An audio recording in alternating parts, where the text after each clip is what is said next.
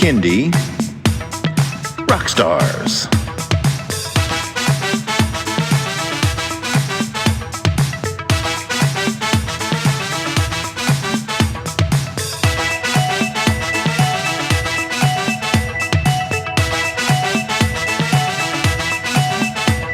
Prepare for a treat, let's meet and greet some bands and singers that are super sweet, making music that's fun for boys and girls. Help them learn about this great big world. Fun for the family, yes it's true, your kids will love it and you will too. Clap and dance and sing aloud, become a part of the Kindy crowd. These songs will make you move your feet and give your ears a great big treat. So settle in, grab your guitars, and let's get to know our Kindy rock stars.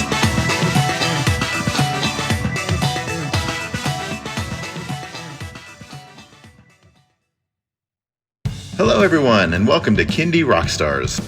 This is the show that gives you the stories behind the songs from some of the best bands and singers that are making fun, informative, educational, catchy, and occasionally silly songs for children and families.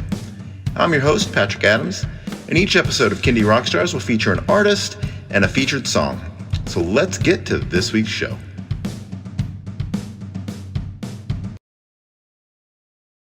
Hello, everyone, and welcome to Kindy Rockstars. I am really happy today to have a returning guest to the show, POCO DROM. And before we get into our interview today, please go back and check out episode 26 of season 1, where we did POCO DROM song, G Up. Welcome back to the show.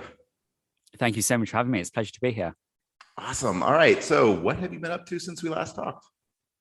Wow. It's been kind of crazy. I mean, the biggest thing, the most momentous thing that's happened in our kind of world is we had a baby.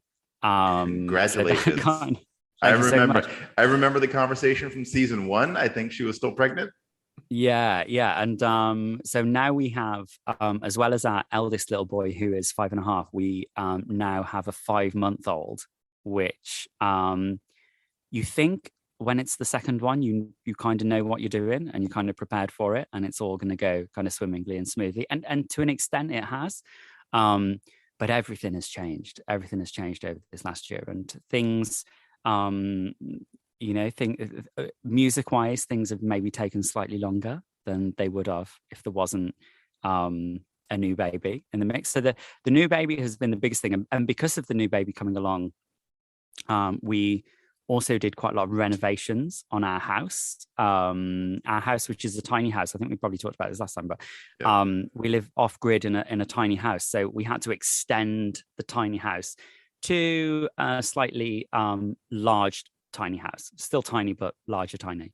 And so, that we did all that ourselves. So that really kind of like took a while and took over kind of everything. And whilst that was all going on, I managed to finally get the album finished that I've been working on through the whole of lockdown, through the whole of kind of COVID. The whole thing has been working on this project, putting this album out, as well as some other kind of standalone singles as well. So finally the album, Fuzz Drops Panda Pops, we decided to delay it till this year, which meant we could put some more new songs on, because I'm constantly writing songs. And so I kind of went, okay, we'll delay it till next year. We'll put these 3 new tracks on, one of which we're gonna hear today. And so it means that now it kind of feels like things are happening. I say that tentatively, but it feels like spring is here, and we're booking shows and the world is turning, and it feels like we're getting back to it. So new baby, new album. That's it in a nutshell. Lots of big changes. I remember the biggest dynamic change with a second child is that, if your first child is old enough, you as parents take care of the new baby, but so does your firstborn. So that was kind of a neat and fun dynamic. But no matter how many kids you have, a new baby will always just be a welcome chaos into the house. Welcome chaos. That sums it up perfectly. Welcome chaos. It's been good. I think because our little boy is our oldest little boy, because he's 5.5. He's been amazing, and he's been so good, and he's been so supportive, and he loves his little brother, and he's been very sweet. We've got 2 very sweet, kind of loving boys, and that was something I was, really.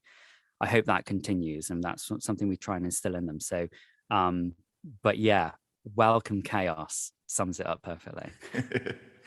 Well, listening to some of your new stuff, I wanted to bring this up because your songs, I love your songs. I love the sound. I love the synths that you incorporate into your songs, because like I am a child of the 80s. That's when I became a music fan. And, Eurythmics, Duran Duran, all these like really fun songs that were driven by synths. And even my new album that I'm working on, it's all over the place. I just couldn't help it. But talk about your musical influences and how they're kind of driving what you're doing now. Synths and kind of 80s, that kind of 80s electro stuff. Bands like Erasure and kind of Frankie Goes to Hollywood, and as you say, Duran Duran. And yeah, because I grew up, I was born in, I'm going to say when I was born in 79, but I grew up with two older sisters. So I got into music at a really, really early age. I remember having a 7-inch single for Christmas, and it was Starship, We Built This City on Rock and Roll, which I thought was like super cool. But I recently found out apparently it's like was voted like the cheesiest, trashiest song ever or something like that. There's a bit of cheese to it, but it's still, I liked the song when it was out. Exactly. I loved it. And I got it on 7-inch. So from an early age, I was really into music. And yeah, all of that kind of 80s stuff that I heard, Culture Club, and yeah, so many of those acts. And they had like a massive influence on me. And also just good songwriting, like songs that kind of stuck, like you think of a song like Electric Dreams or something like that, just sticks with you. And so that had a massive influence on me. And then as I got older, I kind of was into so many genres when I was younger, and had, as a lot of teenagers do, had multiple kind of phases, but was always into guitar driven music as well. And then kind of late discovered grunge and kind of alternative. Like over here, it was obviously like Britpop in the UK was the big thing. And I was never massively into Britpop, but anything that was guitar driven, I loved. And so the new kind of, because so many people knew me for the acoustic kind of folky stuff that I did before, the new sound is very much driven by me and kind of my influences growing up, and the music that I still listen to all the time. And I kind of went, I'm listening to this stuff. I want to put this, like you kind of said, I want to put this into what I'm creating, because I want to be playing it. I want to be playing music that sounds synthy and sounds like distorted guitars and gets me jumping up and down. And that led to this kind of sound. And I always say it, and I'm repeating myself, but if I was creating music for adults, purely adults, and not family music, it would sound exactly the same.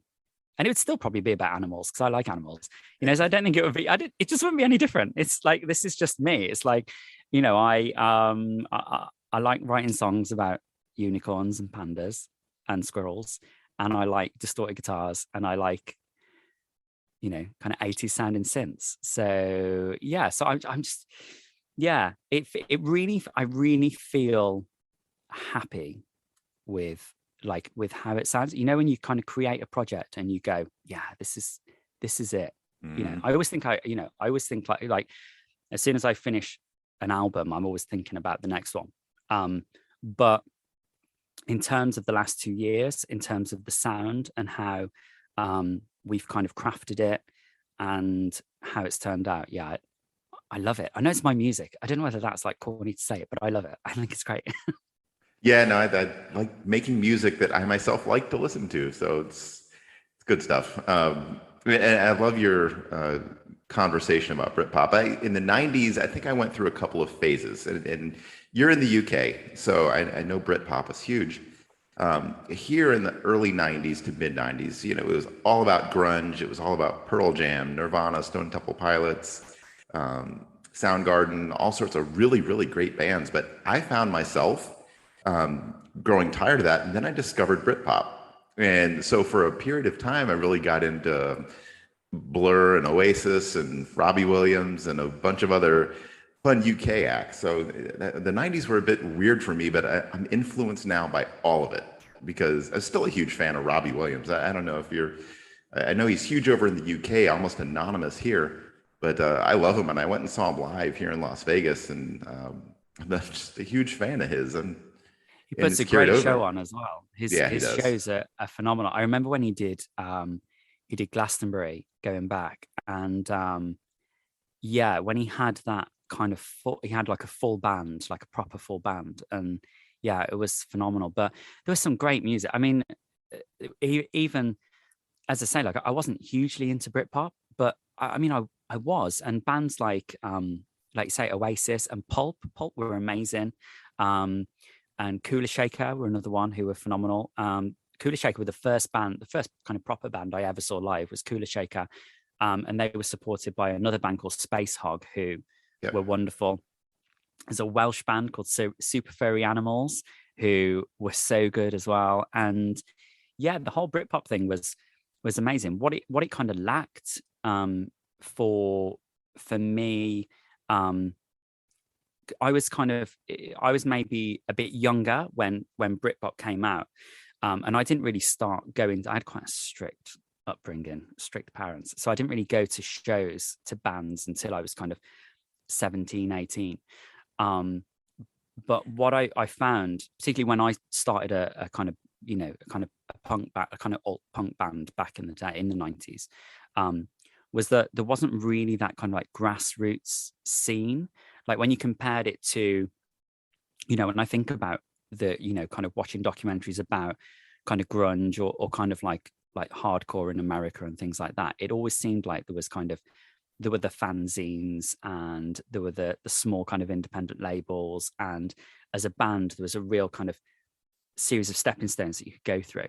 And it never kind of felt like that happened with Britpop. I think it got so big so quickly, and it became these kind of like superstar bands like Blur and Oasis.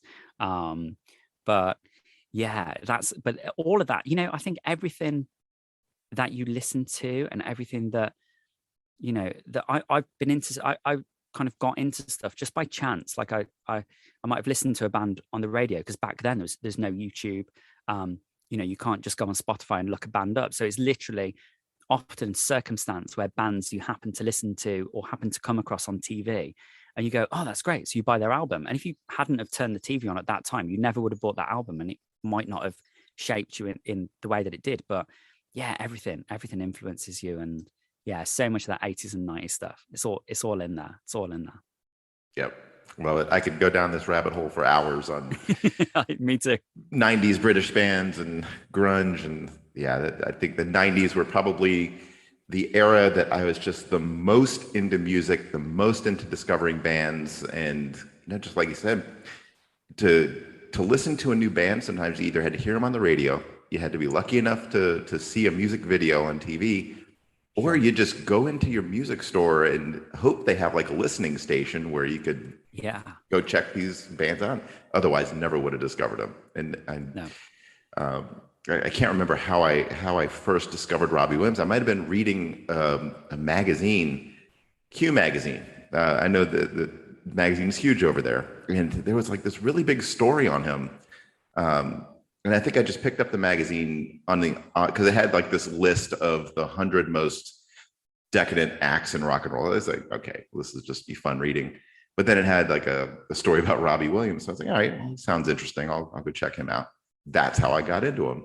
And really, really funny story about his concert here in Vegas, because he definitely is in on the joke of how he never broke the US in the way that he did the UK. Sure. There was a setup in it's at the Wynn Hotel, and it's got, I think, like 2 Santa Clauses. One of them has a bag that's just full of letters that says Robbie's UK fan mail. And then there's another bag that's completely empty, minus like 2 or 3 letters, Robbie's US fan mail. I kind of, though, I love that thing of when bands are massive, because there's obviously there's like other bands, maybe like Bush. I think Bush were really big in the States, weren't they? And they were for a while big over here, but never. I don't think they were ever as big over here as they were in the States. I always think that's really funny. I mean, I get, mainly because of the lack of kind of kindie kind of family music scene over here, but so much I do so many more kind of like podcasts, and I get so much more radio play in the States than I do in the UK, because there just isn't there isn't the scene over here in the same way there is for you guys. So yeah, I'm like the opposite of Robbie Williams, but on a much smaller scale. One day you'll be there. One day. All right, you ready to get into your songs? Yeah, let's do it. Our song today is called Unicorns Cry. All right, what was the inspiration behind this one? So this is it has a little bit of a deep meaning. It's one of, I think there's maybe 2 or 3 songs on the album which are a little bit more down tempo. And it's basically, it's about mental wellness. It's about how people aren't always as they seem, and how sometimes people who seem super smiley and super happy and super joyous maybe don't always feel that way. And maybe you've got that friend who is always smiling and always having a laugh, but you still got to ask them how they're doing, because it's got the line in it, underneath, how are they doing? Because sometimes, they might not be feeling as happy as they seem. And, nobody is 100% happy all the time, and nobody 100% has it together. And I think this message is more important than ever, really, to, check on people, the importance of friends, the importance of chatting, and how good it is to talk and ask people how they're doing. So I really wanted to write this, and I really wanted to kind of get that message out there. And, everyone thinks of unicorns as being this kind of like, sparkly, kind of like joyous, glittery animal. And so I just wanted to get it across. Even unicorns have a bad day, Yeah, got it. All right. Very, very good message. Here we go. Unicorns Cry by POCO DROM. You know that friend who never lets you down, the one who's always there to pick you off the ground, who's always laughing, smiling, seeming like they're having a blast. But underneath, how are they doing? Have you recently asked? Recently asked. Sometimes unicorns cry when things don't go their way. Sometimes unicorns cry when they're having a bad day. Sometimes their rainbow seems faded when they're feeling kinda jaded. Sometimes unicorns cry. Sometimes unicorns cry.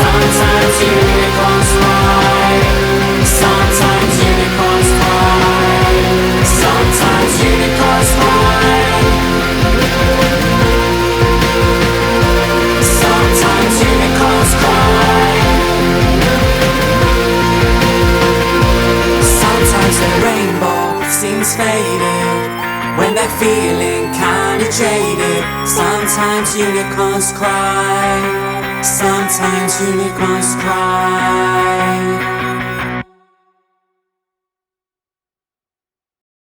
So, POCO DROM, let everybody know where they can stream and download your stuff and where they can find and connect with you on social media, and then what's next for you. So if you go to Spotify, just look for POCO DROM on Spotify, POCODROM. You'll be able to stream the new album from the 30th of April. If you go to POCODROM.com, you can find all the links to all my social media, or just search POCO DROM on TikTok, Instagram, Facebook. And yeah, there's a pre-save link to the album there as well. So if you're hearing this before the 30th of April, go and pre-save it and add it to your favorites. And yeah, I can't wait for everyone to hear it when it comes out. It's been a lot of work. So I'm hoping it has everyone dancing around and everyone enjoys it as much as we enjoyed making it. I imagine it will, if these first couple of tracks are any indication. All right. Well, POCO DROM, thank you once again for coming back on the show. Love having you on. Love talking to you. And best of luck with everything. And especially with the new baby. Thank you so much. Always a pleasure.